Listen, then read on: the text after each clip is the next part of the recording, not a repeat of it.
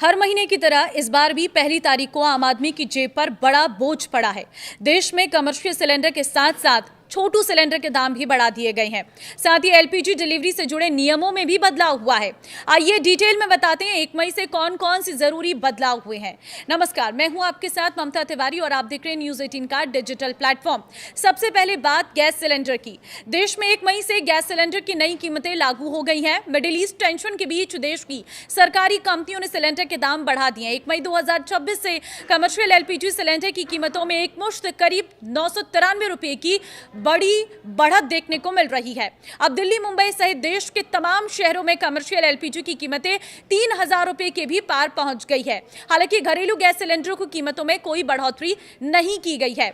आज 1 मई से राजस्थान की राजधानी जयपुर में कमर्शियल सिलेंडर का रेट 2031 रुपये की बजाय 3099 रुपये हो गया है। सरकार ने 1 मई 2026 से कमर्शियल सिलेंडर के दाम में तो बढ़ोतरी की ही थी, साथ ही 5 किलोग्राम वाले फ्री ट्रेड एलपीजी एफटीएल सिलेंडरों की कीमतों को भी बढ़ा दिया है। प्रति छोटू सिलेंडर के दाम में 261 रुपए की बढ़ोतरी की गई है। तो मतलब होटल और रेस्टोरेंट में इस्तेमाल होने वाले कमर्शियल सिलेंडर के दाम में बीते 1 साल में काफी बढ़ोतरी हुई है। बीते अप्रैल महीने में भी कमर्शियल सिलेंडर के दाम बढ़े थे और इस महीने में इनके दाम और बढ़ गए हैं। इस साल कमर्शियल गैस सिलेंडर की कीमतों में बड़ी बढ़ोतरी देखने को मिली है। तो इस लिहाज से देखें तो अब गैस सिलेंडर की कीमतें बढ़ने से होटल और रेस्टोरेंट का खाना आपको महंगा पड़ने वाला है। वहीं आज से गैस सिलेंडर डिलीवरी से जुड़े नियम भी बदल गए हैं। 1 मई से गैस सिलेंडर की डिलीवरी के नियमों को और सख्त कर दिया गया है। अब सिलेंडर प्राप्त करते समय उपभोक्ता को अपने रजिस्टर्ड मोबाइल नंबर पर आए ओटीपी को बताना कंपलसरी होगा, अनिवार्य तौर पर यह लागू हो चुका है। बिना ओटीपी के डिलीवरी मान्य नहीं होगी। अगर आपका मोबाइल नंबर अपडेट नहीं है तो डिलीवरी बॉय मौके पर ही ऐप के जरिए इसे अपडेट कर सकता है। साथ ही इसके साथ ही एटीएम इस्तेमाल करने के नियम भी सख्त हो गए हैं। महीने में तय संख्या जैसे 5 बार तक ही फ्री ट्रांजैक्शन मिलेंगे। इसके बाद हर बार पैसे निकालने पर आपको 23 रुपए एक्स्ट्रा देने पड़ेंगे। अगर कम बैलेंस के कारण ट्रांजैक्शन फेल हो जाता है तो करीब 25 रुपए का चार्ज लगेगा। वहीं अब यूपीआई से पेमेंट करना और सुरक्षित होगा। बिना सिर्फ पिन के काम नहीं चलेगा। पिन डालना काफी नहीं होगा, बल्कि एक और वेरिफिकेशन जैसे बायोमेट्रिक करना पड़ सकता है। इससे ऑनलाइन धोखाधड़ी कम करने में मदद मिलेगी।